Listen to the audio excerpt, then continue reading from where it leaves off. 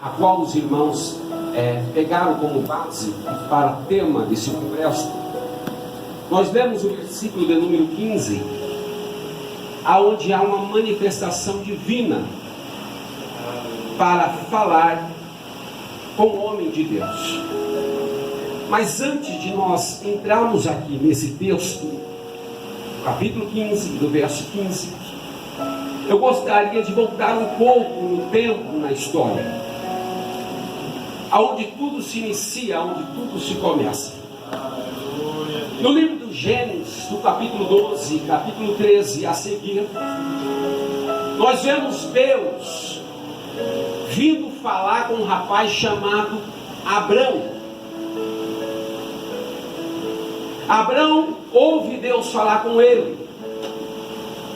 Abrão mora numa terra e numa casa onde a idolatria e o paganismo era avassalador. E de repente o rapaz ouviu uma voz falar com ele. E a voz diz: Abrão, sai da tua casa e da terra da sua parentela. Abraão, ouvindo essa voz que nunca havia falado com ele, e não vendo ninguém, nem de uma forma literal ou figurada ou simbólica, mas somente ouvindo uma voz, Abraão resolve obedecer. Segundo algumas histórias, esta Bíblia diz que quando Abraão ele escuta a voz e ele chega em sua casa, ele chama seu pai Terá e diz: pai, eu ouvi a voz de Deus falar comigo.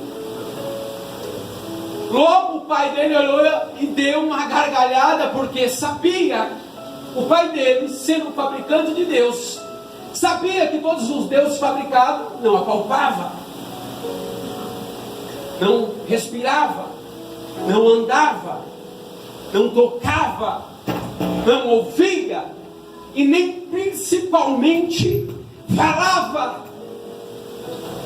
Logo as pernas tremem. E ele diz: Deus falou, vai embora. Automaticamente ele entendeu que verdadeiramente Abrão ouviu a voz de Deus e não dos deuses.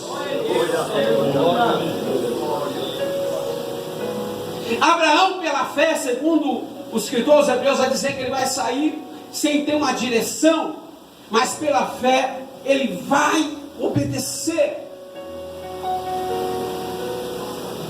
Deus fez promessas a Abraão. Lá na frente nós vemos Deus fazendo uma aliança, mas toda aliança precisa antes ter promessas. Antes de um casamento se vem as promessas. Então Deus faz promessas para Abraão, e lá na frente Deus vai firmar uma aliança. É por isso que quando os pais morrem no deserto, e aqueles que nascem no período de 40 anos têm que ser circuncidados no período de Josué, que é o período da renovação da aliança, que é o povo do segundo êxito. Por quê? Porque sem aliança não tem promessa. Toda aliança pelo menos aponta para algumas coisas. Primeiro, fidelidade. Segundo, compromisso. Terceiro, obediência. Não existe uma aliança sem esses princípios. Jesus diz: eu virei buscar a minha igreja, mas porém, aquela que é fiel, aquela que tem compromisso, aquela que me obedece. Recebemos as promessas, mas não podemos esquecer da aliança. Temos privilégios e deveres. Não existe um evangelho que não mostra para você que você precisa ser compromissado com o reino. O evangelho mostra qual é a porta, qual é o caminho. Aleluia. O evangelho não é escuro, mas a luz de Cristo mostra, através da sua santa palavra, qual é a fonte, os padrões, as ordenanças para receber as promessas que acompanham a aliança. No dia do casamento, a noiva e o noivo vai ter que fazer algumas promessas. Prometer estar na hora da enfermidade, como no momento da saúde, no momento da fartura, como também no momento da escassez. Parece que são promessas malucas, mas quem ama, quem tem aliança, ele sabe que nunca haverá ninguém capaz de romper com ela.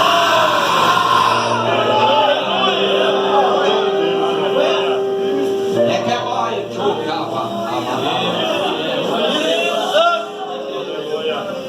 Alguém entendeu isso aqui? Paulo entendeu e disse: nem a abundância, nem a escassez, nem as abundâncias, adversidades, nada disso poderá quebrar a minha aliança.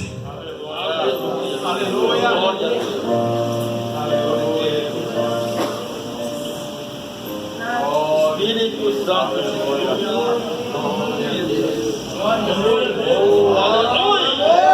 Vê se do seu lado tem alguém que tem aliança.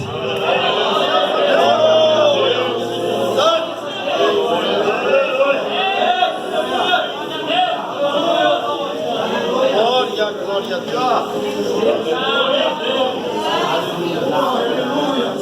Deus. Ter promessa e não ter aliança não adianta. Glória a Deus. Porque alguém vai olhar para você e vai dizer: só tem promessa. Pregar bem, cantar bem, tem dom, tem talento, mas não tem aliança. E no céu não entra dom, no céu vai entrar crente. Dom fica aqui para a administração da igreja e a sua edificação. Ter promessa é bom, mas a aliança é melhor.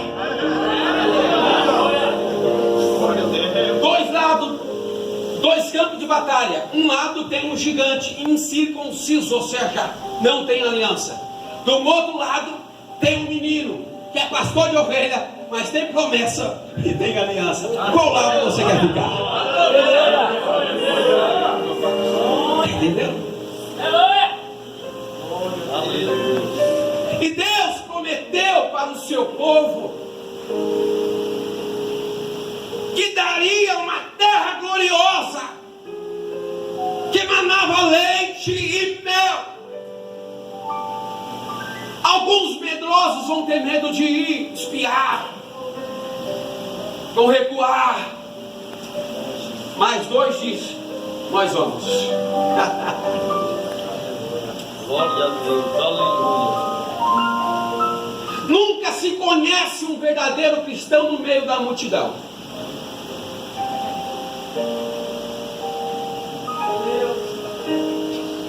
Vamos para a Bíblia. Quando Israel está andando no deserto com Moisés, a conversa é no ouvido do líder: ah, Deus não está com você. Você estava equivocado. Você disse que Deus mandou você vir aqui para nos resgatar. E agora estamos nesse deserto, sendo perseguidos, comendo alho, comendo cebola, comendo melão, comendo peixe. Olha a nossa situação. E a murmuração em cima de Moisés. Moisés fica tranquilo, porque o Deus me enviou aqui e diz que se responsabiliza. Agora veja bem, esses mesmos que estão questionando, murmurando, maldizendo a Moisés e a Deus, são os mesmos que depois que Deus abriu o mar, não com a vara de Moisés, não com as mãos de Moisés, mas segundo a Bíblia, com o sopro de suas narinas, ao atravessar o mar, Deus matar os inimigos, todo mundo pega o pandeiro e começa a dizer: só o Senhor é Deus. No meio da multidão, todo mundo cantava um coral: só o Senhor é Deus. Na multidão é fácil cantar. Aleluia. Quando Baal e os inimigos da igreja, os inimigos de Israel, os inimigos de Deus, quando Elias está num desafio no Monte Carmelo, ele olha para o povo e diz: e aí vocês, que dizem servir ao Deus de Israel, mas coxinha em dois pensamentos: se Deus é Deus, seguiu; se Baal é Deus, seguiu. Mas não pode ficar dos dois lados. Se um é, seguiu. Enquanto muita gente está com medo, Elias diz: Senhor, eu vou para esse desafio. Aleluia. Aleluia. Enquanto muita gente se escondeu, Elias diz: Senhor, se o Senhor vai comigo, eu vou nesse desafio. Antes do milagre acontecer, todo mundo está escondido. Mas quando o fogo desceu, agora eu sou do time dos crentes. Quando Deus se manifestou com glória, que a presença de Deus foi real, Deus derramou da sua graça, a igreja está no triunfo, está na alegria, está no prazer. Aí aquele que é medroso, aquele que é covarde, aquele que é infiel, aquele que é descompromissado, entra no meio da multidão e diz: deixa eu cantar, deixa eu pregar, deixa eu orar, deixa eu participar, deixa eu fazer. Quem é você no meio da multidão? Glória a Deus. Aleluia. Na tarde, Jesus, terminando seu sermão, perguntou para os discípulos: a multidão está com fome, vocês têm alguma coisa para dar para comer? Alguém olhou para o outro e disse: não temos nada. Jesus falou assim: deve ter alguém aí no meio da multidão. Olha aí. Um rapazinho com 5 pães e 2 peixinhos.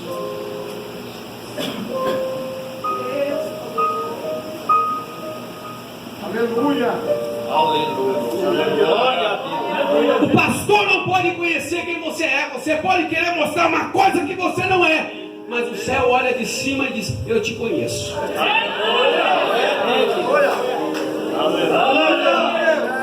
O líder pode não conhecer quem você é, mas o céu olha e diz: eu conheço quem você é.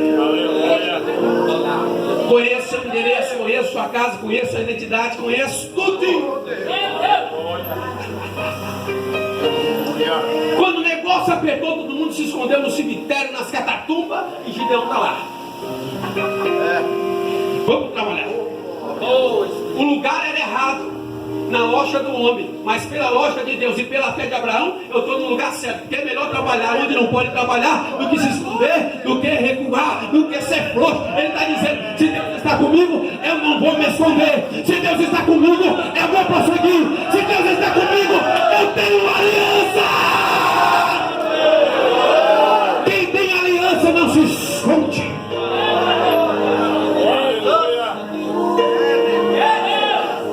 Aleluia. O céu conhece quem você é. Para o céu não importa o volume de glória a Deus que você dá, ou quantas vezes você bate o pé no chão. O céu reconhece a sua caminhada. Os seus passos são confirmados por Ele.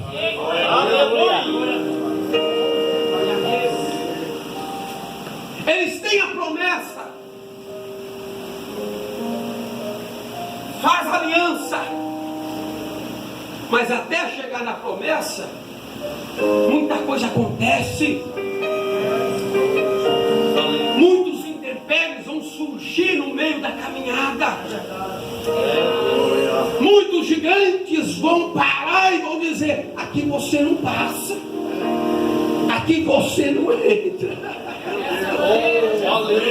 Ah, mas eu amo a Bíblia, porque a Bíblia diz assim: Abraão, é a terra que eu vou dar para você e a sua descendência. Então você diz que vai dar, querendo o gigante deixar entrar ou não, Deus vai dar um jeito de fazer você entrar ou não.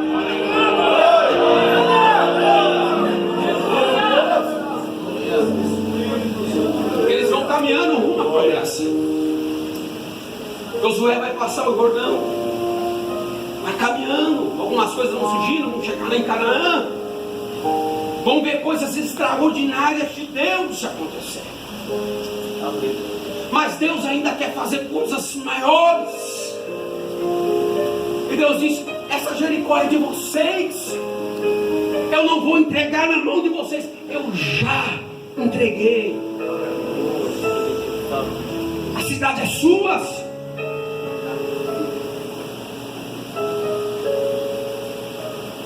De repente um varão aparece diante de Josué com uma espada nua. Josué pergunta: quem é tu? É um dos nossos ou um dos nossos inimigos? Aqui nós temos, nós chamamos dentro da teologia a teofania, ou seja, a manifestação de Deus aos homens, ou o ato de Deus se revelar aos homens, ou seja, nós temos a pré-encarnação de Cristo no Antigo Testamento. Aqui não é um anjo, mas aqui é o próprio Cristo.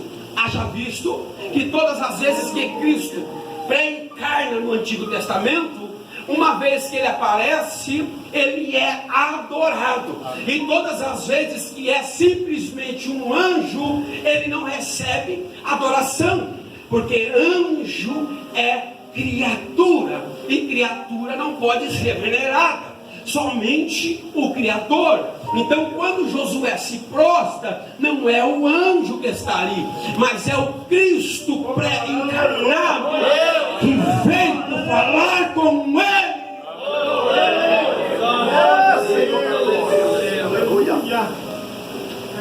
E a resposta é essa: tira, descalça a sandália dos teus pés, porque o lugar em que tu estás, Aleluia!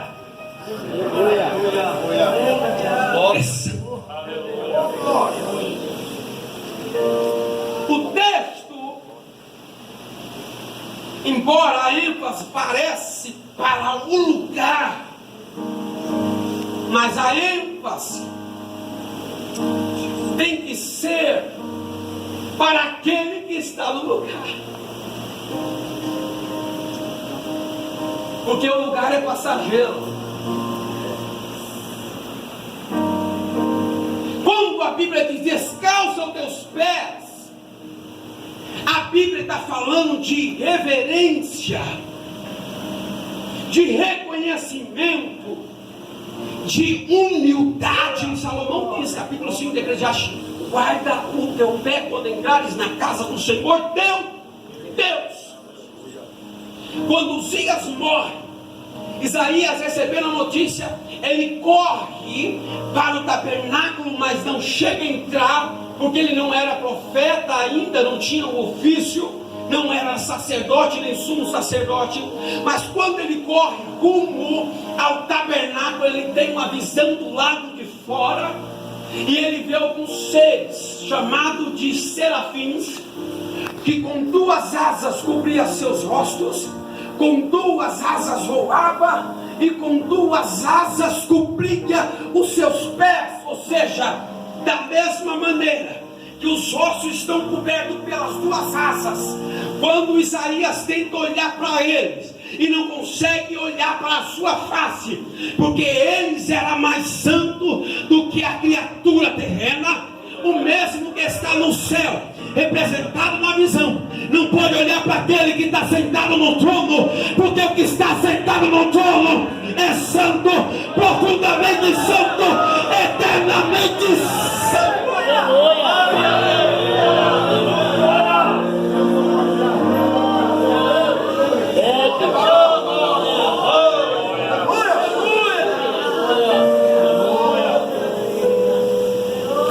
Os pés estão cobertos, porque está na presença de alguém que é maior do que ele. Reconhecimento de alguém que é superior. Nem no céu Deus nunca aceitou soberba. Se ele curar, se ele batizar, se ele restaurar, a glória é dele. Aleluia. Aconteça o que acontecer no mundo espiritual, a glória é dele. Aleluia. Ele é digno. A mensagem é essa: Josué, você está sendo sucessor de Moisés. Moisés foi grande, mas quem está diante de você, Josué, é maior do que Moisés e do que Abraão.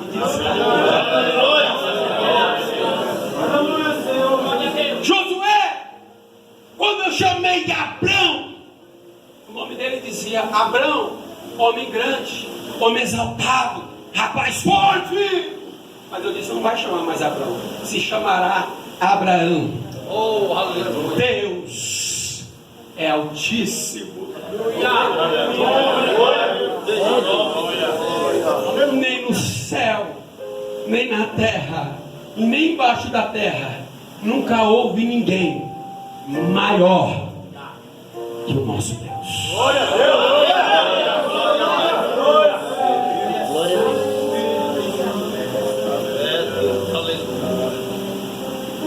Eles têm que avançar rumo à promessa.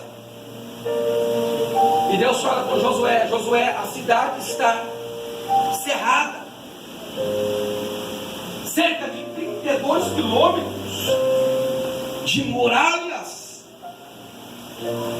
2 muros internos, um interno e outro externo. Segundo a história, o muro externo tinha cerca de 2 metros de espessura, sendo um interno 4 metros de espessura, e tendo cada um 10 metros de altura. Mas entre um e outro há um espaço, né? Há um espaço de mais ou menos 5 metros. E em cima de algumas dessas muralhas existiam até casas.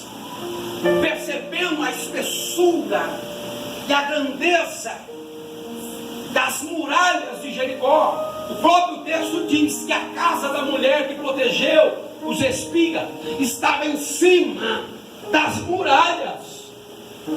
Os portões de ferro trancados, ou seja, ninguém entrava e ninguém saía. Ou seja, Deus falou que iria entregar, mas a porta estava fechada. Em outras palavras, Deus diz: você vai entrar, mas a porta está fechada.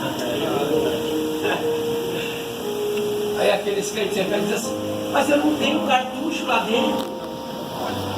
Mas você tem fé em Deus. Ninguém me conhece naquela multinacional. Aquela porta não pode se abrir. Deus está dizendo: eu abro ela. E se eu não quiser abrir a porta, eu derrubo a muralha. Alguém aqui entendeu isso? Enquanto você espera Deus abrir uma porta, Deus está dizendo: ele está olhando para a porta. Eu não quero que ele entre pela porta, eu quero derrubar tudo e ele vai entrar. Aleluia. A nossa visão muitas das vezes fica bitolada aqui. Jesus, é aqui que o Senhor vai me curar.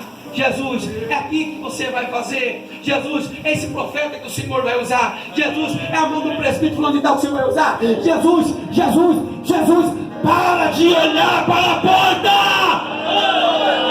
Deus tem coisas grandes. Glória a Deus. Quando Jesus chega em Betânia, os olhares estão para a pedra que tamparam o sepulcro. E alguém está dizendo: Jesus, já colocaram a pedra, já sepultaram há 4 dias. E quem vai para o Hades não volta mais. Não está só na sepultura, porque quando morre, sai a alma e o espírito. E no Antigo Testamento ia para o lugar intermediário dos mortos, ou seja, para os judeus era o Seol, para os gregos era o Hades. Então quem morria do Antigo Testamento até a morte de Cristo ia para o Hades. Quando Cristo morre e ressuscita, o ladrão da cruz vai direto para o paraíso. E quando Jesus ressuscita, os que morreram, os que amaram em Deus, da época de Moisés até Cristo, ressuscita. Da mesma forma, no dia do arrebatamento, há um som de trombeta, que aqueles que morreram em Cristo ouvirão, serão retornados para os seus corpos com um corpo glorioso, e a igreja juntamente com eles receberá um corpo extraordinário e serão arrebatados. Aleluia. Jesus chega, alguém está dizendo: já foi para o Hades e só pode voltar no dia da ressurreição. E tem uma coisa ainda, porque tinha um grupo herético chamado de gnóstico, que dizia assim: nós temos que velar pelo menos até 3 dias, porque até o 3º dia a alma e o espírito podem voltar para o corpo. Então, se até o 3º dia o espírito e a alma voltar para o corpo, não há milagre, é uma obra natural. Jesus estava cerca de 3,5 km, ou seja, quase 4.000 metros. Rapidamente você dá um pulo e chega lá em questão de algumas horas. É muito rápido. Mas Jesus chega depois do 4º dia. Quando ele chega, a turminha do 3º dia vira assim: e agora o que vai acontecer? Quando ele chega, ele diz: eu mando na morte, eu mando no Hades, eu mando no diabo, eu mando no serafim, eu mando no... Você tá... Os olhares estavam focados no defunto e na pedra.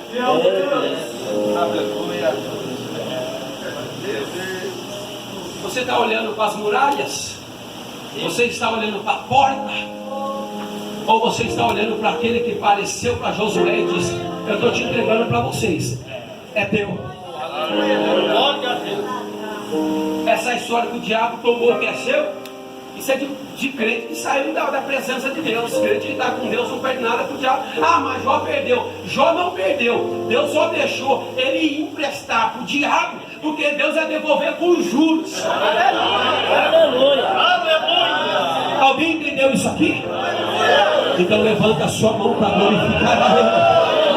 Levanta a sua mão, que eu tenho uma palavra de Deus para você. Enquanto você está aqui adorando, Deus está dizendo: eu não tenho só uma porta. É uma coisa grande. Ela balava raias. Quem já está sentindo que Deus está falando, já está adorando.